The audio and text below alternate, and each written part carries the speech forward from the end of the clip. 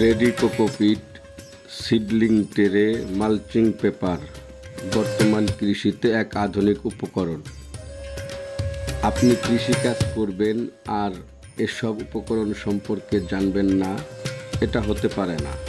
প্রিয় দর্শক, ডিয়ার অ্যাগ্রোতে আপনাকে স্বাগতম। আসসালামু আলাইকুম। আজকের ভিডিওতে জানতে চলেছেন রেডি কোকোপিট ও সিডলিং ট্রে কী এবং কোথায় পাওয়া যায়। রেডি কোকোপিট 60% ময়েশ্চারযুক্ত ওয়াশ করা কোকোপিট, 40% উন্নত মানের অণুজীব ও ভার্মি সমৃদ্ধ জৈব সারের সাথে কিছু ছত্রাকনাশক ও মাইক্রোনিউট্রিশন ও অনুখাদ্য, এগুলোর সমন্বয়ে তৈরি করা হয় রেডি কোকোপিট। মাটিবিহীন সবজি চারা তৈরি করতে ও 100% শিকড় সমৃদ্ধ চারা উৎপাদনে কোকোপিটের বিকল্প নেই।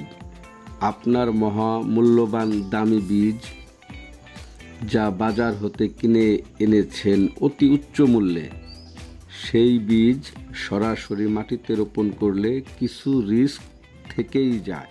যেমন মাটিতে থাকা পোকামাকড় বীজ নষ্ট করে ফেলতে পারে, মাটির গভীরে বীজ চলে গেলে সঠিকভাবে সবজি চারার বীজ জার্মিনেশন নাও হতে পারে, অধিক বৃষ্টিপাতের কারণে বীজ পচে যেতে পারে, আবার অধিক খরায় বারবার পানি সেচ দিতে হয়। আর পোকামাকড়ের উপদ্রব তো বোনাস হিসেবে আছেই। অন্যদিকে সিডলিং ট্রের ভিতর কোকোপিট দিয়ে চারা করার ফলে জার্মিনেশন হয় আশানুরূপ। মাইক্রোনিউট্রিশন বা অনুখাদ্য থাকায় গাছ দ্রুত শিকড় ছেড়ে খাদ্য গ্রহণ করতে পারে।